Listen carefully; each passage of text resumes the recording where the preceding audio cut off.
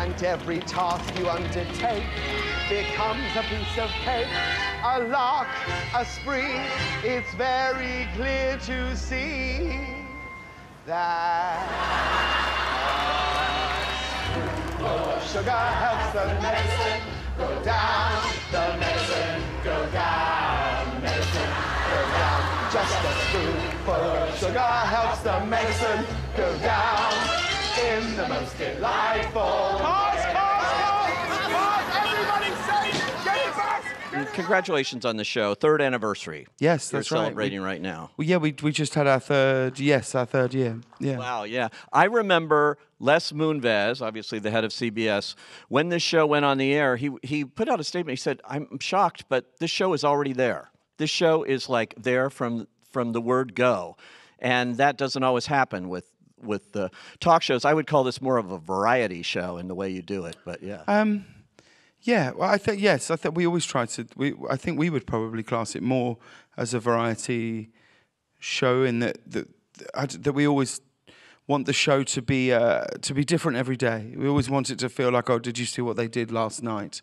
They did X, they did Y, they did this and that. And with regards to sort of hitting the ground running, if you like, I think we felt like we had to. We didn't have the luxury of an audience, of a fan base, of people who would stick with us whilst we try and figure it out. We knew that if we really didn't come out of the blocks fast, going, this is our show and this is who I am, then it would be a greater uphill struggle than it was anyway, you know? And there's something quite nice about being unknown, about having zero expectation. There's something very freeing about it, actually.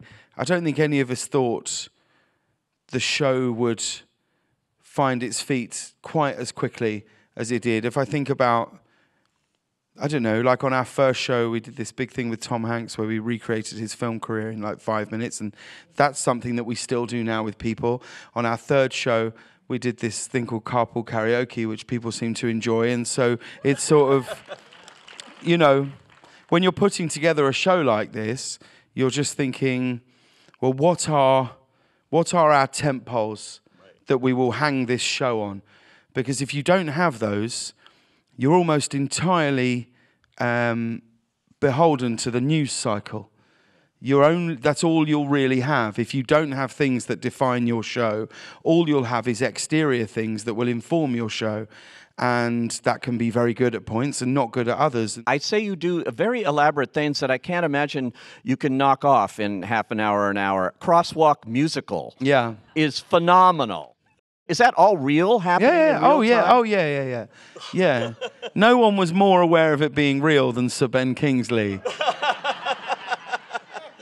who I think just thought, well, I remember him saying to me, and the roads are blocked off, yes? And I was like, yeah, they are. Let's get out and do it, shall we? No, I mean that's an example, I think, of our show that I'm very proud of, because it's just so silly. It's such a stupid idea if you really think about it. It's so stupid and it just came from. There's a wonderful writer on our show called Ian Carmel who, because I'd done quite a bit of theatre before I took this job. He's like, what if you play a sort of ridiculously heightened egomaniac character of yourself, and you're so deluded that you think you're bringing theatre to Los Angeles. And, we really had to build it. The first one, I think, was me and 6 dancers in leather jackets doing Grease.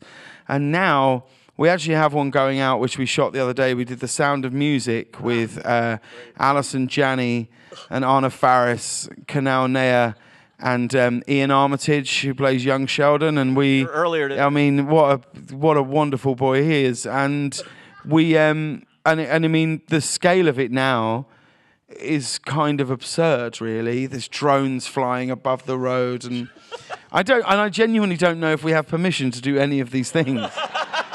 I mean it. I am not entirely sure.